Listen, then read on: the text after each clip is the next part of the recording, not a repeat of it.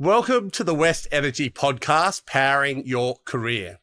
The energy transition plays a crucial role in Australia and the world's future, and the success of this shift hinges on the people driving it. This podcast will interview a diverse group of energy leaders to provide valuable perspectives on career development, leadership, navigating the energy transition, and discussing strategies to manage mental health and wellness in a high-pressure industry. I'm your host, David Smith, the founding partner and director of West Energy and West Recruitment. With over 20 years of recruitment experience and a team that specialises in recruitment across the whole energy supply chain, we're really excited to bring you this series. Welcome to the West Energy podcast, powering your career with David Smith. I'm David Smith, and I'm thrilled to have Lyndon Frearson, Managing Director of Ekistica, join us today. So, Lyndon, welcome. Thank you, David, and well done for getting our name right the first try. It's some people struggle with it. I'll be honest to say it's taken me a few days in terms of practice to make sure I nail it. So let's see how we go in the podcast. My kids have always said you just need to say it like this: he kissed a car, and if you get that done and then drop the H, you're right. There we go. I'll have to remember that as we go along. All right, so Lyndon, before we dive in, I wanted to set the stage for our conversation today. So I think, as we said the other day, there's plenty of podcasts out there that talk about the energy industry and the energy transition, but this one's all about focusing on the people that are driving the energy transition, their diverse backgrounds, their personalities, get to know the people that are crucially involved in this energy transition. So keen today to discuss your career journey, leadership, navigating the energy transition, diversity, mental health and wellness, and whatever else comes up throughout the chat. So very much looking forward to it. I suppose overall, I hope this podcast will inspire people to either join the industry or help those already in the energy industry advance their careers. So to kick things off, Lyndon, in your own words, can you tell our listeners a little bit more about you? Thank you, David. Yeah, so look, I started my career as an engineer, as a graduate engineer in Ford down in Geelong. I studied electrical engineering at Melbourne Uni. Well, I attended Melbourne University and I got a degree. Study was probably a loose description for my engagement while I was there. To be honest, for a long time, wasn't quite sure why I was there, what I was doing, and what I really wanted to achieve. What I knew, though, was that I loved trying to solve problems, and I loved trying to work out how things worked. I knew that I didn't want to wear a suit. I wanted to wear steel caps just because I didn't like actually having to think about what I wore. Yep. And I ended up at Ford, and that was a great opportunity to build my knowledge and really for the first time suddenly realised that the engineering part of solving problems and that working with people to get good technical outcomes was really what made me tick. Yeah. And then over time, I've had a bit of a meandering career in some respects, but have found myself in a peculiar position to now be working in an industry that I was trained for, but didn't actually start out in, but working in it both at the biggest end of the scale on some of the biggest energy projects in the country, but also working on it at some of the smallest and most isolated projects in this country and internationally in really small developing communities. And seeing that there's actually very often common themes that exist between the very small and the very large. And sometimes when we focus on the scale, we miss the real story that's behind it. And I think if I had to really then describe what my career's been about, particularly for the last 10 years, it's been about understanding how place and contexts and the stories that sit behind that context inform the way we have to think about the problems we're trying to solve. Look forward to discussing that all across the next probably got about 55 minutes left. Now, we were just bantering a moment ago, and a few things on the personal side. I won't hold it against you, but you said you're I'm an Essendon supporter. An Essendon supporter. Yeah. What about else? What about sort of Lyndon on a personal basis? Any other things? Is there anything else other than the Essendon Football Club? Oh, I don't know. No. So, my wife will no doubt kick me for that one, although she is an Essendon supporter as well. Okay. But yeah, married. Married to Rachel, and she's got a background in public health and international development. We've got 3 kids, 17-year-old, 2 14-year-olds. We've spent most of the last 20 years living in Alice Springs. Last year we moved to Albury, grew up in Victoria. Didn't know we were going to live in Albury, but sort of discovering a new life down there at the moment. So that's, at a personal level, that's the family. And I guess the things that keep me going when I'm not doing work stuff is actually I love mountain biking. Okay. Just enough to know that I'm not as young as I used to, so trying to avoid falling off. I used to be good at rock climbing, but less so, and it's not one of those things that you want to be bad at. Yeah. And then just doing stuff with the kids and getting into the shed and building stuff. So I like it. 3 more very quick ice-breaking questions for you. When you were at school, what did you want to be? When I was in my earliest days, I wanted to be a pilot, and that was because my grandfather had been a pilot during the war, and my dad was a pilot, and grew up around pilots. Worked out, having been through the pilots dispute in 1989, and seen a lot of families break up where their whole career had been flying, and they didn't have anything else. Mum and Dad were pretty insistent that I do get a degree or get something else to support me if that wasn't going to be it. And then I realised that actually I liked working at how planes worked more so than actually flying them. But when I finished school and then when I got into university, I actually set up my first business in, I think, first, second year uni. And it was my ambition was to do concert lighting and sound for large-scale outdoor festivals. I did some of that, didn't make any money out of it, but did learn a lot about building a business. Yeah. And what I actually spent most of my time doing was fixing lighting and sound systems in schools and churches, and going in and repairing all the leads and then telling them not what to do with them, and then coming back a week later and finding out they'd done exactly the wrong thing. And so that's how I paid to get part of the way to get through uni. And so my plan when I finished uni was to actually just keep doing that. Never quite had an ambition to... or never quite anticipated that I'd do what I've done since. Yeah. So doing large theatre shows and large sound shows. Okay. If you could have dinner with anyone, who would it be and why? Oh, look, I would start by saying dinner with my wife's always good. Oh, so, good answer. Yeah, got to get that one in. Look, I think for me, it's really easy to pick out names of very famous people or people who've been very influential in their different areas of practice or different areas of government and the world. What fascinates me though, and I think even more so now, would be to have dinner with those people in our past who perhaps saw something in us when we didn't even see it ourselves. Like I would love to go back and have dinner with Mr. Castle, who was our year 12 court teaching coordinator at school. He was a math teacher who sort of sparked an interest in me at the time.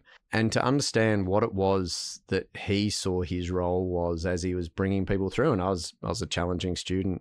People like that, and understanding what makes them tick when they turn up, and particularly in those roles where they may never see the full impact of what they're doing, that's profoundly inspiring to me, because it takes a lot to be so confident in what you do that you'll keep doing it despite not seeing the potential payoffs.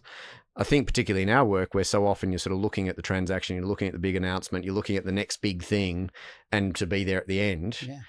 But to those people who have such profound influence on the way we work, the way we've developed on generations of people, I think that would be, I'd love to sit down with Mr. Castle and say, well, look, this is where I turned up. Dr. Redman was my chemistry teacher and made me come back after I finished my last chemistry exam to hand in a prac report that I hadn't handed in, and to understand what made them tick and think about what that means for then how I coach and lead the teams that I lead, for them to have that impact. Yeah. I love that answer. Yeah, very different way of looking at it, but I love that. And then third, apart from Essendon being your team, what's one thing most people don't know about you? I nearly burnt down Mum and Dad's house when I was 16 trying to build a vodka still in my bedroom. That some people know that story, but not everyone. And Mum and Dad only found out about it a few years back when you have one of those family dinners where it's like... Did you bring it up, or did a brother or sister bring it up? No, I brought it up. Okay. We'd had a couple of glasses of wine and we were sort of having those moments of revelation about things that Mum and Dad never quite knew about, and had to advise Mum, you remember that time where there was that really bad smoke coming through the house, and we sort of blamed on this. Well, actually, what I was doing was trying to construct a vodka still, not particularly successfully, but it seemed like a good idea at the time. So as a 16-year-old, that was what I was doing. I had piping in my cupboard and little pilot lights trying to keep it all warm, and I'd built a tank out of an old piece of stainless steel chimney flue, and peeled a lot of potatoes and had my raisins in there. And yeah, as it turns out, when it doesn't work, not only can you set your house on fire inadvertently, but then if it's not all kept at the right temperature, it just smells terrible and just rots, and then you have to vent the gases off, and then things don't go well after that. I was about to say how your parents didn't work that out maybe through that time. Well, but yeah, must have covered that up. Venting the gas off into the ceiling and blaming it on a dead possum or something may have been part of the strategy. So. Well done. Yeah. So far on this podcast, I've chatted with a diverse group of people. So we've had an accountant, a lawyer, a football player, a farmer, and a marketer who have all gone on to become executives within the energy industry. Now, you're the first guest who studied electrical engineering and then made a career of it. So, Lyndon, why electrical engineering? And can you run us through your career journey leading up to your current role at Ekistica? Yeah, look, that's a great question. I think for me, I guess I've probably had a greater appreciation for why electrical engineering in retrospect than at the time. I studied engineering because from my earliest memory, people were telling me you need to be an engineer. I think largely because I kept pulling stuff apart and trying to put it back together. And I chose electrical because my uncle had done it, and as I said earlier, I was doing the lighting and sound stuff, and I figured, well, I might as well do something with electrical components, or at least some understanding of it, and got into it and realized it had nothing to do with anything that I was thought I was going to do. But I think in retrospect, the thing that I find really fascinating about the electricity industry and electrical engineering as a practice is that it's actually very ephemeral. It requires a way of thinking that is often not intuitive. If you're a civil engineer, and I don't wish in any way to diminish the other types of engineering, but if you're a civil engineer, you can go on site and you can see the water's flowing somewhere and it's eroding that. You can see the concrete slab. You can tell where the wall's tipping. If you're a structural engineer, you can look in and see whether a member's bending or not, and so on. If you're a mechanical engineer, you can imagine the process and the gears and the drives, and you can see stuff going. The challenge of electrical engineering is you're fundamentally dealing with something that you can never see. Yeah. You can see the impacts of, you can see the consequences of it not going right, you can see the sparks and so on, but you can't actually, on a day-to-day level, see an electron, and you can't play with one, you can't imagine. And so much of what you're doing is you're trying to solve a problem for something for which you don't have a visual reference for how it is that it works. And we can come up with analogies and say, well, imagine the battery's like a water tank and it's got a spout and then it goes through this and you can have different pipes. But even those analogies are not sufficient to really deal with the complexity of the system. And I think as I've got older and worked on more complex systems, I've realized that what makes the power system so fascinating is that it's actually a system. It comprises of literally thousands or millions of different components, all of which are doing their own thing at a certain point in time.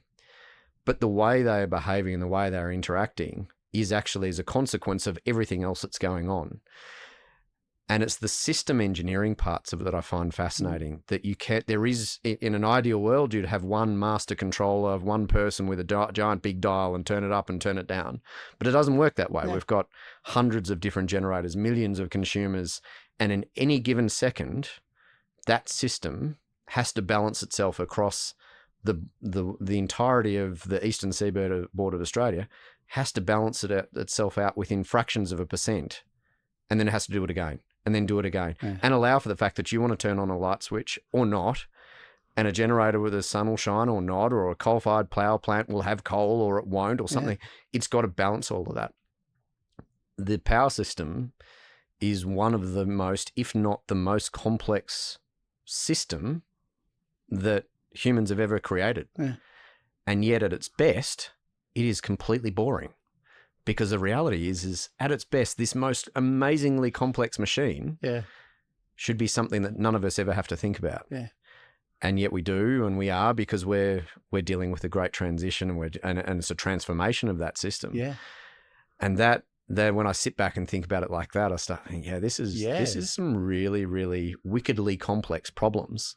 And it's all bound by some pretty basic physics. V equals IR. Like that, so it all comes back to some the basic physics of electromechanical systems and electromagnetism and equations that were being developed 150 years ago by Maxwell, they still apply today. I've got a handbook on electrical engineering that I was given that was on the day I graduated. It was the first edition of that book was published in, I think, 1883. My version was published in 1885.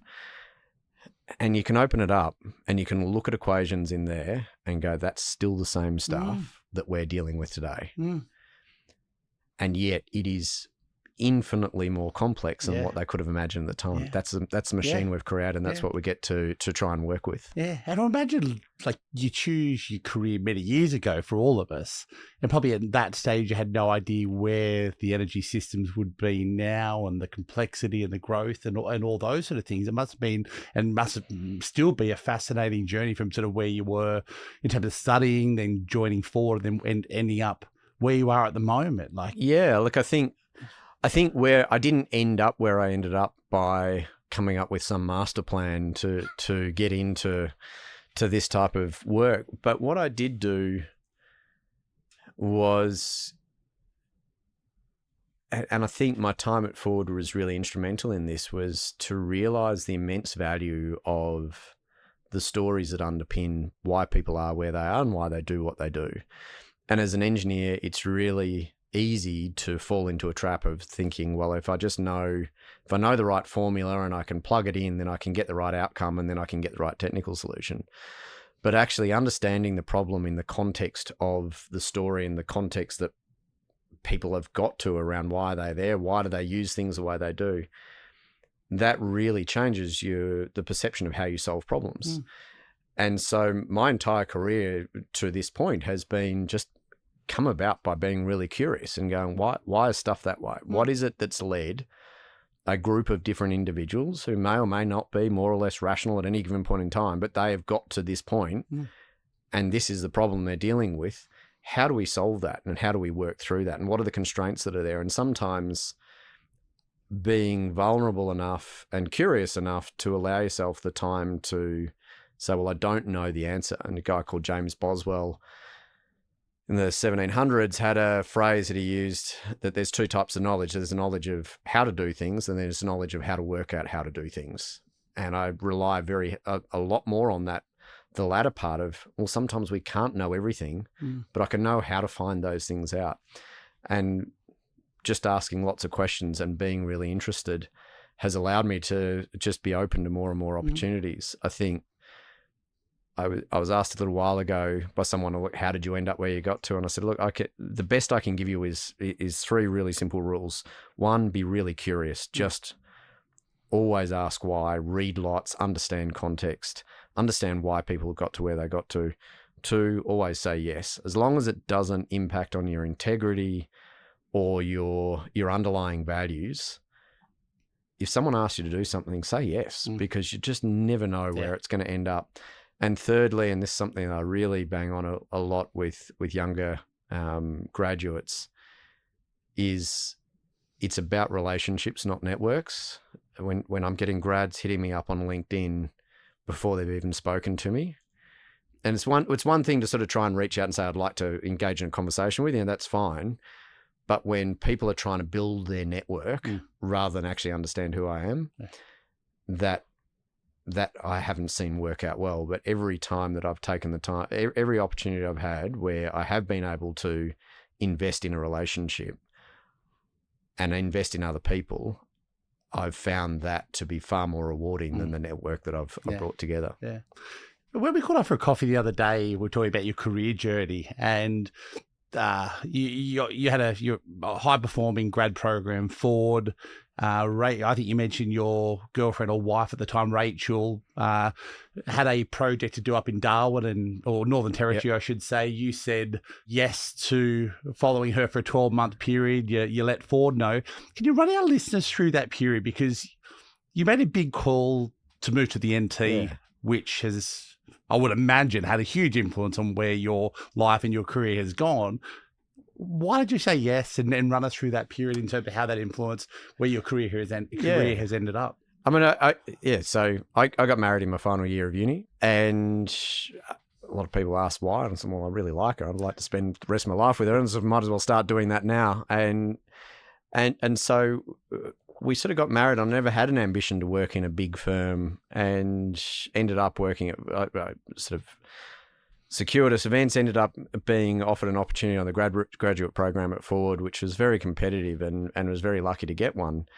And I remember starting it and just Rach going, oh, you've got this amazing opportunity to suck everything you can out of it. And so I turned up and realized, well, this is not what I imagined, but I think I've got something to offer, but I think there's so much to learn out of it, and just lent right into that, and had some really good friends that have been made there, and started to realize that this opportunity was one that if I lent into it could really change the way I saw the world.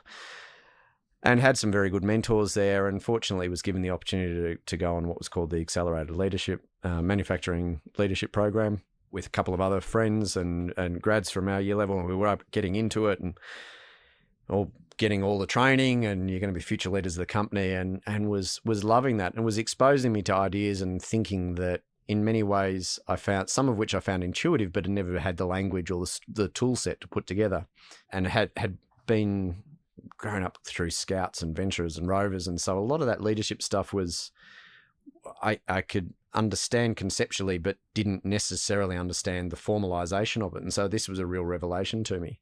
But as I was doing that, I was starting to realize that one of the important parts about leadership is purpose and understanding why, your motivations for doing things.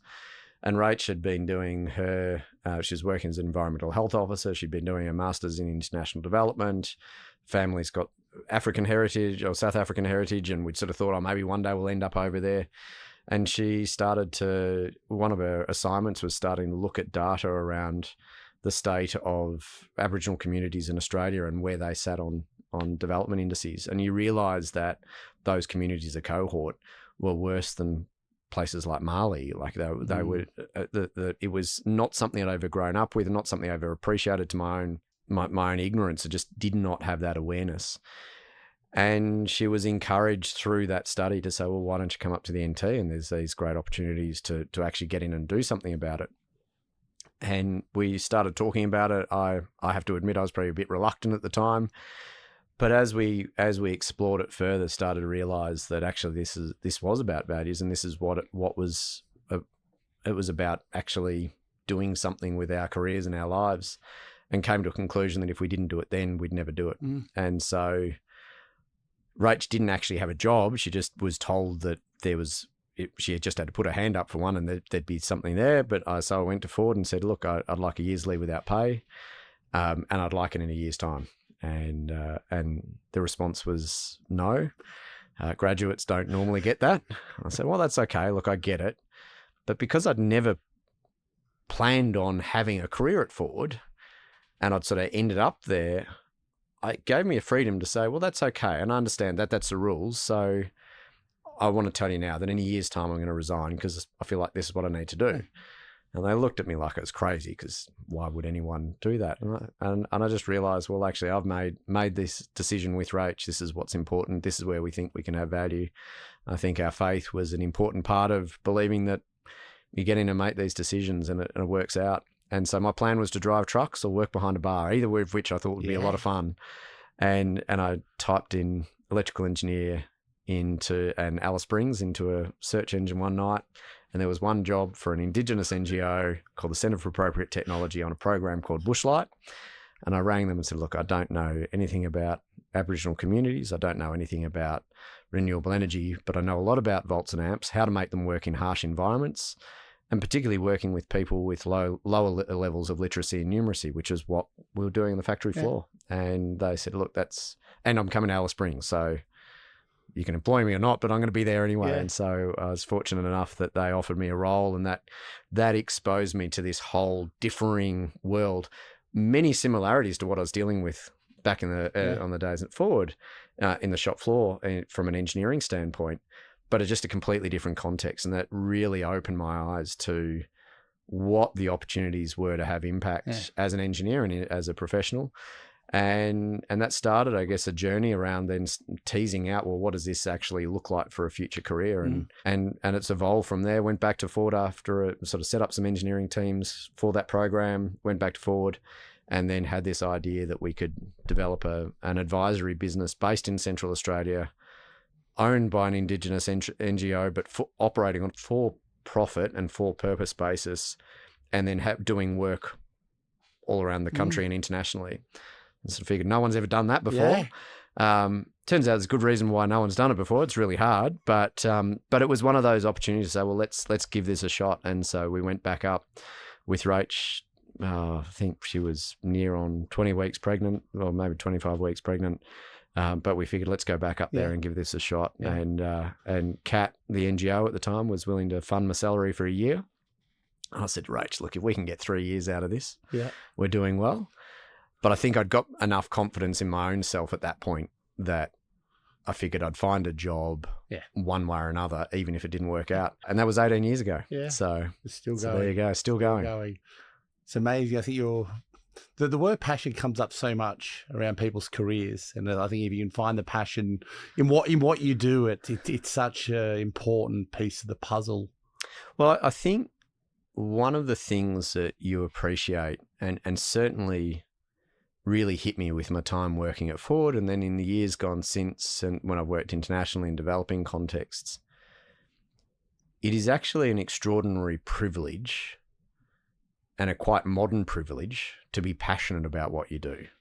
Yeah. For most people, in most places around the world, for most of history, they've done what they've had to do because that's what they need to do to survive. When I was working on the shop floor and working with people on the shop floor, they were all very passionate about Ford, but you realise we were working with a lot of first and second generation migrants. They weren't slinging sheets of steel into a press because that was what they'd aspired to do when they were growing up. Many of them were doing that because that's what they needed to do to build a livelihood. And a number of people that I worked with who said, I do this because I want my son or daughter to be the first person in their family to go to university. I want my grandchildren to be that. And you realize just like that really gets you thinking about where you sit within in the context of privilege. And it's quite a privilege to be passionate about something. Yeah. The consequence of that, though, is that I feel really quite burdened that having got the opportunity to have a passion and to have the freedom and the wherewithal and the resources to be able to go say, well, I want to be passionate about my career, well, damn well better do something about that and make sure that that counts. I think the thing that frustrates me most, particularly in professionals and particularly in younger professionals, is apathy. I don't really care what you're passionate about, but the mere fact that you have the opportunity puts you so far ahead of much of the rest of the world. At least believe that what you're doing. If your passion is something entirely different and the only reason you're working is to be able to fund that other passion, that's great.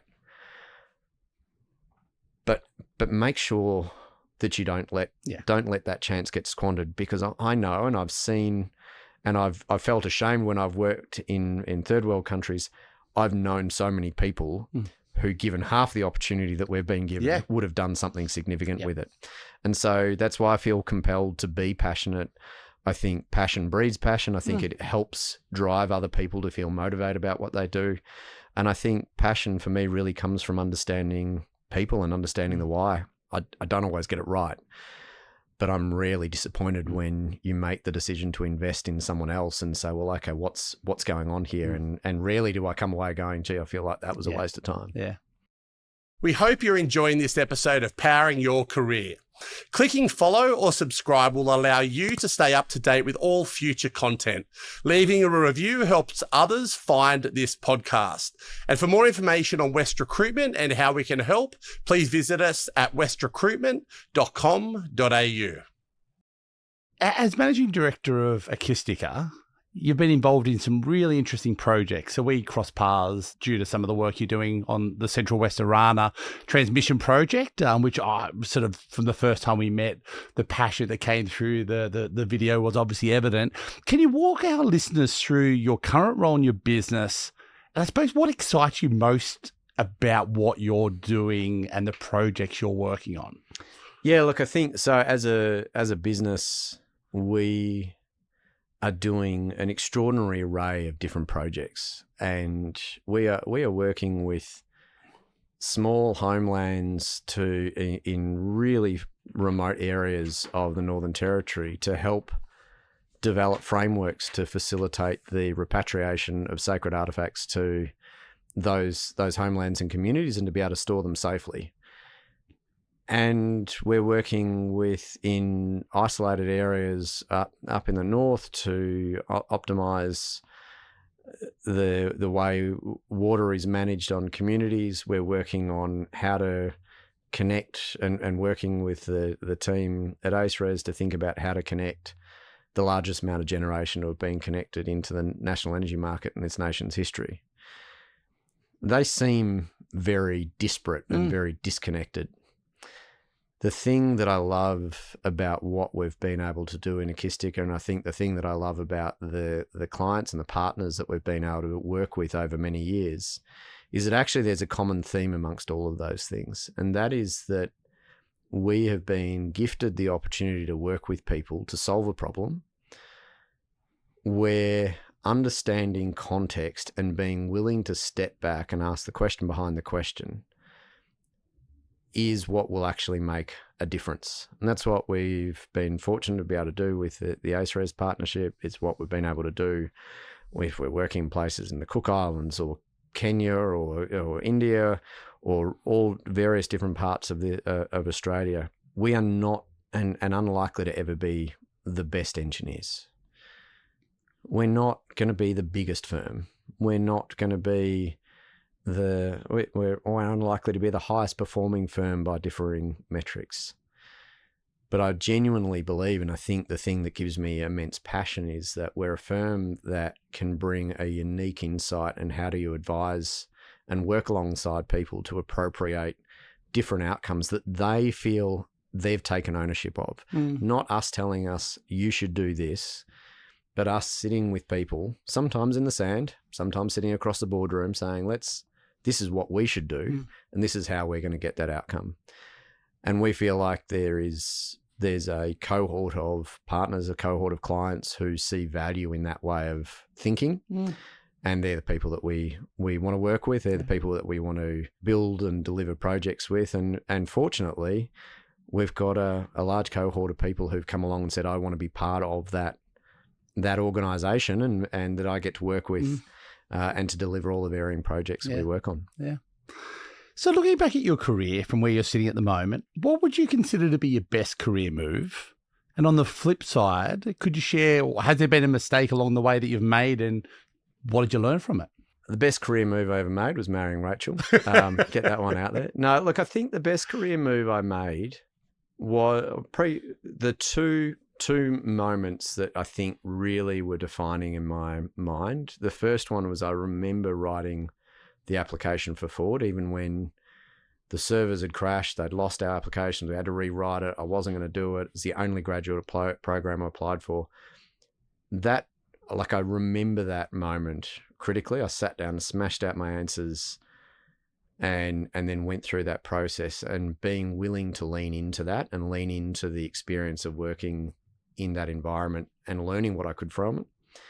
I think the second moment was, going to Alice Springs. But I think going back the second time, going the first time felt like I'd put a lot on the line. But I could say, well, I told Ford I might resign and all the rest of it. But the reality was that the stakes were not huge.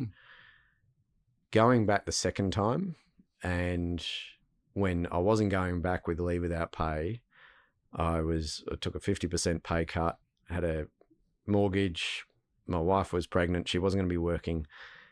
That was a moment of really like, where does this go to, and how does this play out? And in many respects, one of those sliding door moments. I think a third moment of my career, which actually was not a moment that was necessarily visible to anyone else, but it was significant for Rach and I it was a period immediately after sort of the first 12 months of COVID. Rach had been hugely tied up in that response. I'd been working from home, trying to run projects and do stuff.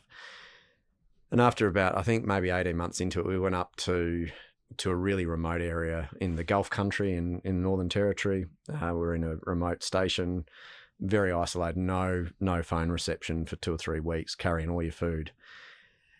And I had that moment of, I'm at an inflection point. What do I do next? Or should I take on different opportunities? Should I not?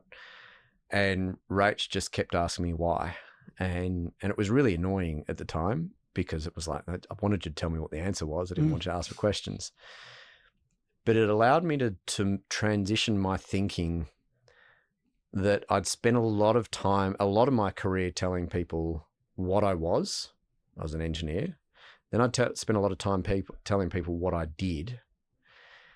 And it was the moment in my career where I transitioned to understanding why I did it, and really put in language and put a set of words around understanding my purpose in in how my career worked. And it was something that took a while to unpack. And then when I put it back together, it was quite simple. And it was that actually there's only 3 elements to my purpose for what I do. The thing that I believe I'm here to do is to build, lead, and work with great teams. Sitting by myself, I can do it, but actually a thing that I love being part of and love working with and love seeing succeed is actually building teams to succeed. To do it on projects that make a difference, that have an impact, that I realize that I've probably got just enough ADD that working in operations is not my jam, but working on projects where you can say identify a problem, work to develop a solution, and then implement it. That's the thing that I love. That's the problem solving bit that gets me motivated. But to do all of that in a values framework that not only aligns with my family, but to see my kids be proud of what I do. I sort of sat back and was like, actually, that's it. As long as I can do that, then what I'm doing is interesting, but something somewhat irrelevant. In fact, and then whether I'm doing it as an engineer or whether I'm doing it as a project manager or as an advisor or something, interesting, but actually not that relevant. What matters is, am I having the opportunity to build and lead great teams that deliver projects that have an impact with a set of values that my family aspire to and are proud of. And that moment changed my way of thinking, because then it started to move, it started to change the way I thought about the strategy for Ekistica. It started to change the way I thought about the strategy that I was working on with our clients, with groups like ACERES, where we're starting to go, hang on, what's the why here? This why piece is the bit that changes everything. And once you start unpacking that, then it allows you to reframe completely the question. And as engineers, we're so good at diving in and having the solution. We know, just diving in and going, okay, that's the problem. This is the solution. Get in and quantify that. But actually going, no, where you're giving yourself the time to step back from that, then you unearth something really quite valuable, and you start to realize, okay, that's how you can do something different. Yeah. You're like the best podcast guest ever, because your answers just link perfectly through to my next question, which was absolutely fantastic there. Before I do go into the next question there, is that the advice you'd give people in their career, is find your purpose? Or how would you sum that up if you were to give that advice that I suppose you've learned later in your career to someone else? I think it can sound very glib to go, find your purpose, find your passion. I think it's almost the wrong advice to give someone young. Yeah. I think what I'd say, the great value I got out of my early career was, as I said earlier, being curious, saying yes, and building relationships. I didn't know what I wanted.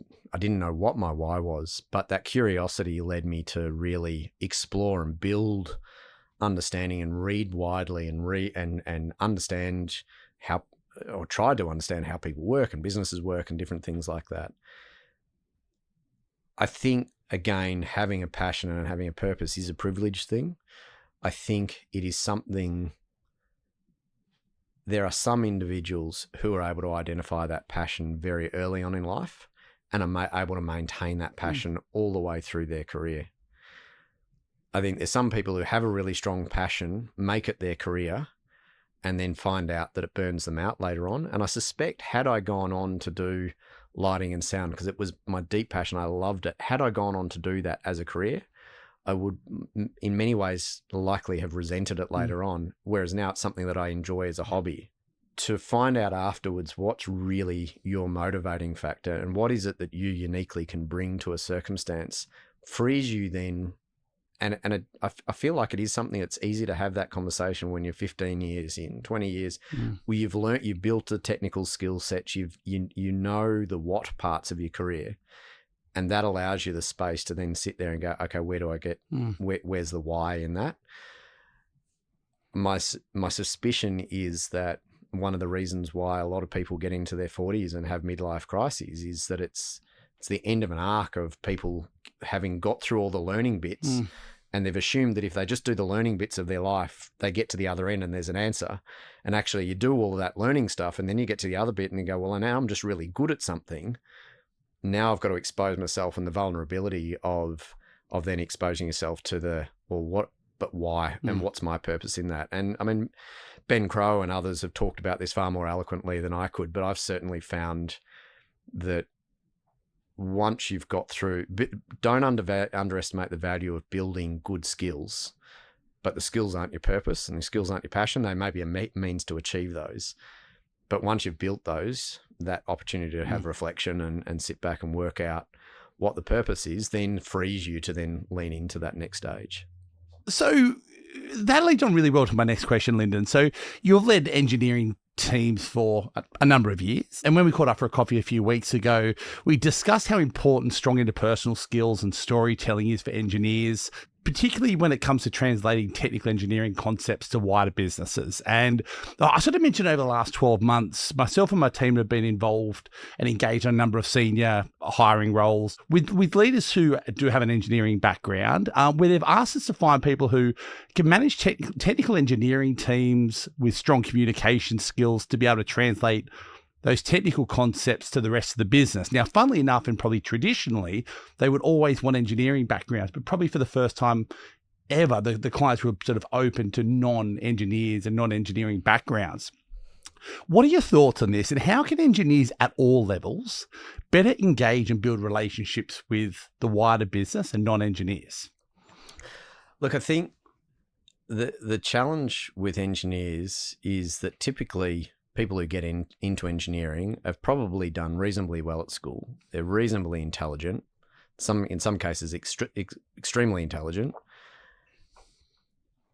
And tied up with that is the whole definition of success through school and university is just how much smarter you are than anyone else to be able to solve a problem. Yep.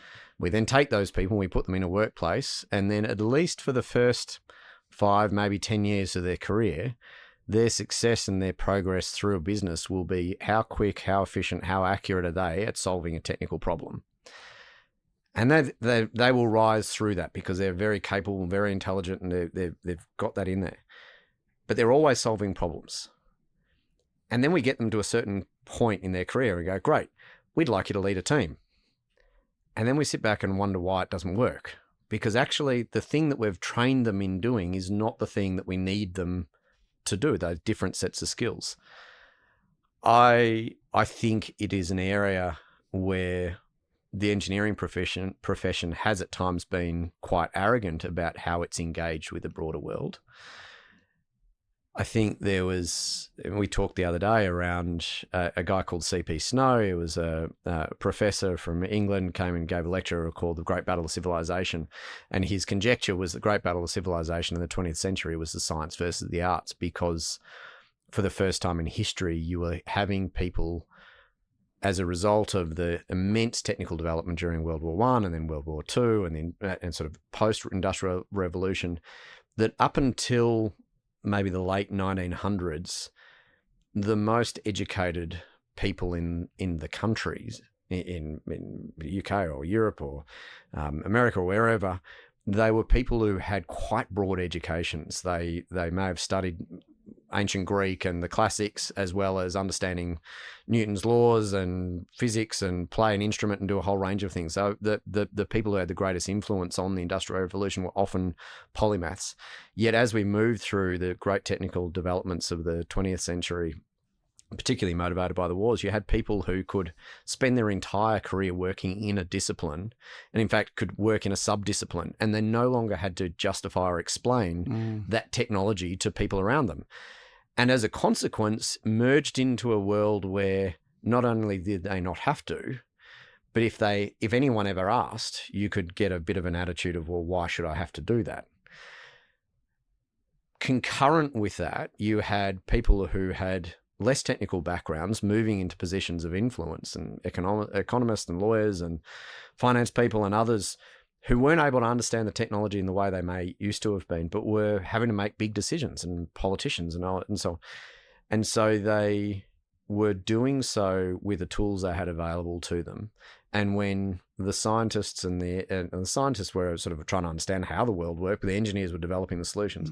When the engineers sort of stopped trying to explain it because it was too hard, and the people in social sciences stopped asking the questions because it was too confusing, you ended up with these two streams of activity. And at its worst, you end up with engineers who say, well, I can design a chemical process that is going to leak chemicals into the surrounding areas and poison wells. But as long as I've done my job properly, it's up to others to determine whether that's a good thing. But it also leads policymakers to go, well, I'm trusting that the engineers have done their thing properly without ever having to check that. And I think some of the worst technical failures that we've seen over the last 50, 100 years have been where two different groups of people abrogated their responsibility. One, to actually understand, to build a technical literacy to understand what's going on. The others to build a social literacy to be able to explain why their decisions mattered and why their information mattered. In my world, I think it is a core part of my responsibility to communicate well, because I'm asking our clients or our stakeholders or our partners to make very big decisions based upon information that I provide to them. And a world where that decision is based on just trust me, I don't think works particularly well. And I've sat in too many boardrooms with discussing a major transaction, and there's lawyers over there and there's a finance people there, and there'll be a conversation about a major commercial thing, and they go, oh, that's technical, and it just pushed into a corner over there. Or the technical people go, oh, well, that's a commercial legal thing. I don't need to engage with that. It is just this way. You need to solve the problem. Yet at its heart, engineering is not a science. It's not a technical stream. It has elements of applied science. It has elements of applied technology, but it's actually a creative endeavor. Its job as engineering is to solve problems.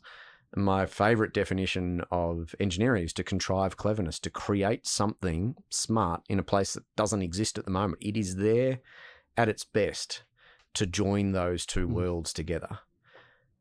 Often, I think we take the easy way out as engineers because it's technical and you wouldn't understand. But when done properly, we are a powerful bridge between those worlds. I feel like it's my job to explain to people that the power system really is big and complex. No. Putting in 7 nuclear power stations is not going to solve our problems. Equally, just installing solar and PV on everyone's roofs is not going to solve our problems.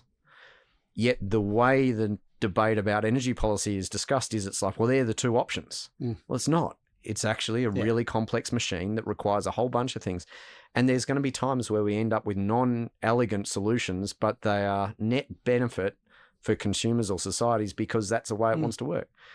We have to be open enough and vulnerable enough to know that we as engineers aren't going to have all the answers. but be confident enough to say that, but we can be part of that solution. Yeah. And that's why I feel it's important that we are able to communicate effectively in that space. So I said it earlier, I'll say it again. You're the best podcast guest because you've just given me the best lead into the next question. So the next question, so looking into your crystal ball, what do you think the next 5 years look like for Australia's energy sector? And what does Australia need to get right to ensure a successful transition? So my first response to that is to say that I have a fundamental problem with that question, because I don't think it's a transition. I think that fundamentally the transition is what we use. It's a word we use to make ourselves feel comfortable about the fact that it's going to be smooth and it's going to be that we'll get through it. And you'll occasionally see forecasters go, "Oh, well, I've done a model of a messy transition and an unmessy transition." What we are going through is an industrial transformation, the likes of which we've not seen for 100 years, probably more so. To assume what occurs a lot of the time when we're talking about the energy transition is what we're actually saying is we want to do what we've always done. We want to be able to turn a light whenever we want. We want to make it someone else's problem to sort out how it works.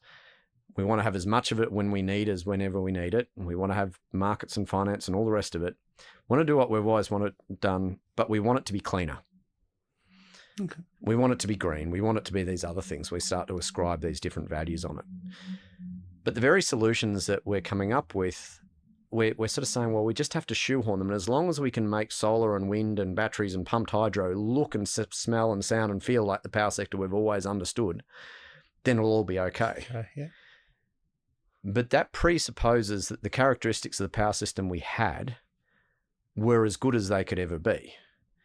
But in fact, the characteristics of the power system we always had were defined by the characteristics of the plant that we had. The reason why across large chunks of this country tonight, particularly on the eastern seaboard, at about 11 o'clock at night, hot water systems will turn on, is because 60 years ago, we were building coal-fired power plants that we needed to keep load on them overnight. And so we created ripple control to turn on hot water systems to actually keep that loading. And those ripple controls still exist out there. Okay. And we did that because that was a characteristic of the power stations. What we're dealing with in renewables is that there's a whole bunch of things. The reality is particularly with solar and battery and wind, we have always assumed that with generation you should build big and build early, because concrete and steel and copper and all the rest of it are going to go up. You get economies of scale by getting bigger. So build big, build early, just get it done. But the characteristics of solar and battery, and to a lesser extent wind, is it has actually not massive economies of scale. You could put a 10 kilowatt PV system on the roof of your house, probably cost you about $1.20 a watt if you went and did it today, maybe $1.30. You go and build a gigawatt solar farm, and it'll cost you about maybe $1.10 a watt. So 6-7 orders of magnitude of increase in size, and you're getting marginal reductions in cost because this technology is fundamentally modular. It's scalable. You can put it in different places within the system, which means that you can value it differently than the way you did it previously. We've always assumed that the OPEX of a plant is sometimes more than 50% of the life cycle cost. So how much fuel cost to put into a plant is a big driver of it. We're now dealing with plants where upwards of 90% of the life cycle cost of the asset is actually the capex, which is determined even before you've got a connection agreement. So these technologies are not substitutional; they're actually transformational. You're doing that. There's a whole bunch of weaknesses with them. You can't schedule them the way you used to. We know we'd like to have scheduled batteries and so on. That's great, but we can't schedule solar and wind. But there's a whole bunch of things we do know about them that we didn't used to know. The reason we never used to know what consumers did, because we just couldn't have visibility of them. The same technology that allows us to control all the inverters also gives us insight to energy consumption that we never had before. When we substitute, we just keep trying to do things the way we always used to. When we think about a transformational or disruptive model, it allows us to say, what are the things we've never done before? When I look at the car industry, everyone's getting excited about EVs. But you know what's really disruptive? It's not whether Tesla or BYD or Toyota or anyone else comes out with a better electric car. It's electric bikes. because suddenly, and electric scooters, because suddenly you're seeing people using personal transport in ways that they had never done previously. Because to ride a bike into work, you had to dress up in lycra and turn up sweaty and find the shower and all the rest of it. But now you can jump on an urban motor electric scooter and you can make that 4, 5, 10 kilometer scooting. There are people who are changing their behaviors because of what the technology is doing. We're looking for the disruption in the right, we're looking for the transformation in the wrong places. What are the things that these technologies allow us to do that we could never do before? And when I look at solar and battery, what I see is something that's modular, it's scalable. I can install it at someone's house. I can install it at street level. I can install it at the school, at the church, at the office tower. I can in the factory. There's a whole bunch of things that we can start to think about. Yes, people say, oh, we need base load. But if the power is cheap enough, you can change the way you operate it. In Ford, we used to start the compressors every night. Massive storage tanks to keep compressed air into the factory. We'd run them all night because it chews up so much energy to charge up those compressed air tanks. And we'd top it up during the day if we had, but we'd try and keep it charged up all night so it was there during the day. Now we live in a world where actually I've got almost free, unlimitless energy during the middle of the day. What would I do differently then? What things could I electrify that I've never electrified before? That's the transition that we're talking about. And that transition is not a transition. It's actually a genuine change in the way we think about our work. When I look at a crystal ball as to where we're going to, my standard response is anyone who tells you they've got the answer, you should run 1,000 miles from. So I'm not going to give you an answer. Yeah.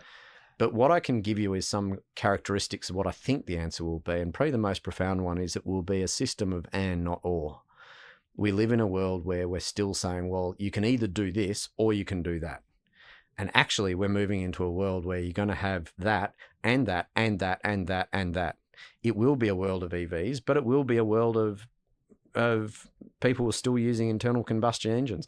It will be a world of, yes, there'll be some gas. And there may be a world where there's nuclear involved in it. It will be a world that has pumped storage and has large amounts of solar and has wind and has batteries and has transmission lines and has local community batteries.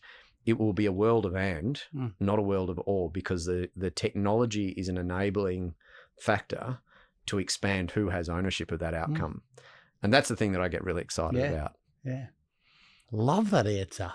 Wasn't expecting that one, but love it. So I specialize in energy recruitment, and I get asked all the time from people, how do I transition from my current industry, telcos, bank, financial services, into energy? If I want to get in there, I'm passionate about that. I'm really excited by that. But also from a recruitment basis, I see the sheer volume of projects we've got upcoming, and I worry we don't have the skill set here in Australia to meet the requirements that we have.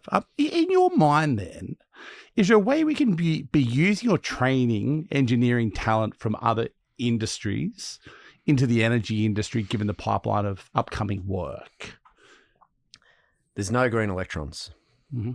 The reality is electrons don't know where they came from. They don't know where they're going to. And that sounds a bit glib, but the reality is it's very easy to think that we're special, but we're not that special. It is a very complex system, but there are a whole variety of different areas of the world where people have dealt with complex systems. And those skill sets can be drawn upon to support that. I'm seeing a huge influx of people with mathematics degrees coming into power systems engineering to help with modeling, because actually power system engineering is just lots of very complex mathematical equations and mathematical models to build that. In the same way that there was a huge influx of maths people and people with rocket science degrees going into Wall Street because people worked out you could apply different skills in a different location. I think there's immense opportunity for transition. I think there's for transition and cross-pollination of skill sets within different sectors. I think there's two caveats that I'd make to that. The first is that those of us who are in the industry have to be willing to teach and to educate. The power system is not a Meccano set. It's not a Lego set where you can just plug stuff in. It's a dynamic system that's constantly changing. And you can't just go, this is what I did previously, so here's the recipe book, follow that, and then that'll get the answer. You actually have to teach deeply. So we have to take the time to invest in others who may not have had our background, but be willing enough to go, they're keen, they're here, how do we contribute into it?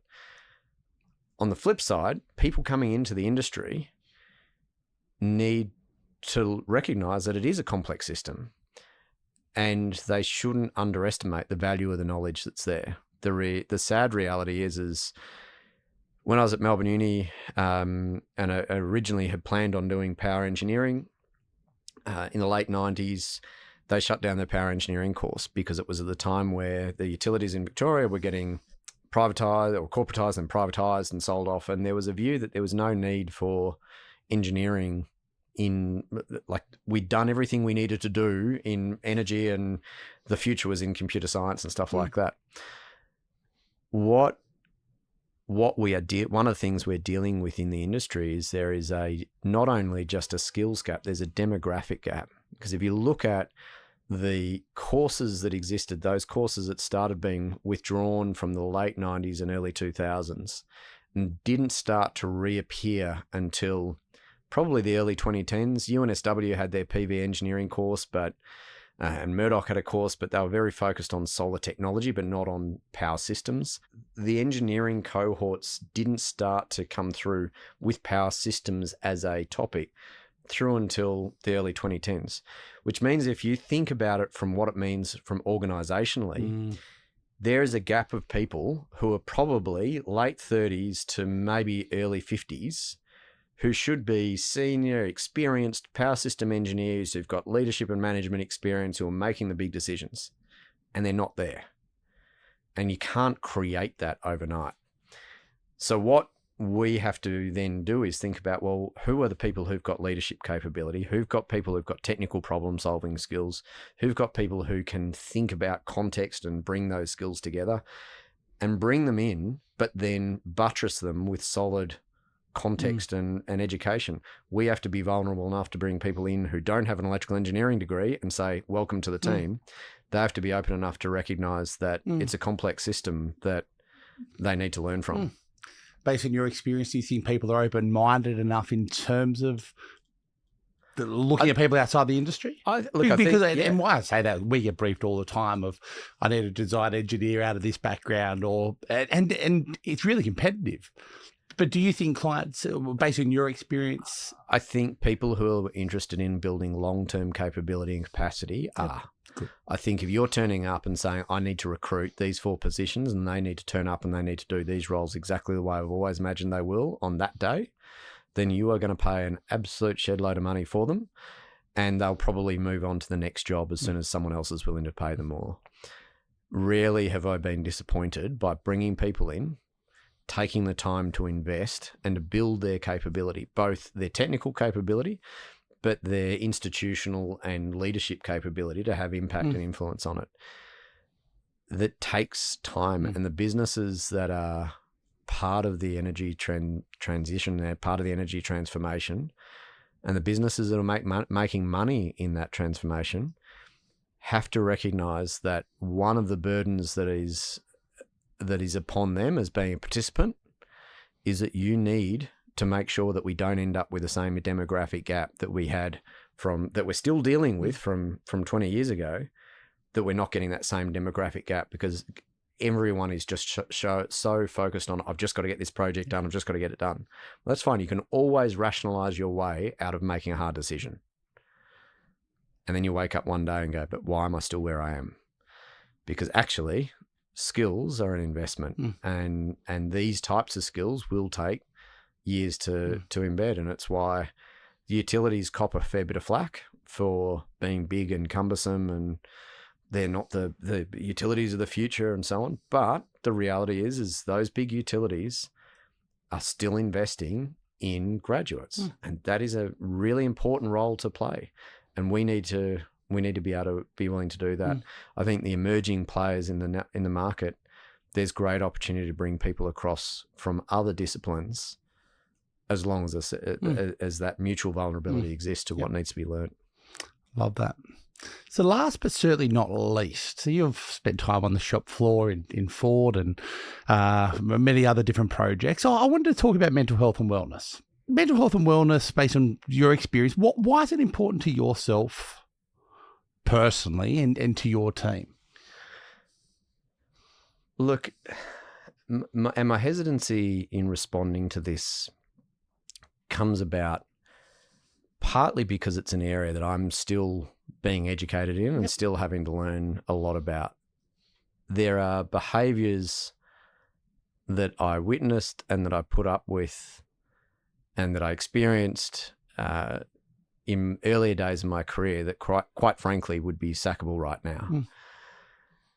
The reality is I'm middle-aged, middle-class white bloke. My experience of I come into the work that I do with a degree of privilege that many others don't, and so therefore I don't always have the same understanding of the burdens others are carrying in their workplace. It's certainly something that I have a far greater appreciation of the importance of. It's something that I'm very conscious we need to continue to invest into. But I would also say that at times it feels like there's an epidemic of mental health and wellness and unwellness and those sorts of issues in organisations. And one of the common things that I can observe is that very often you find people who are struggling with identity and purpose and where they fit.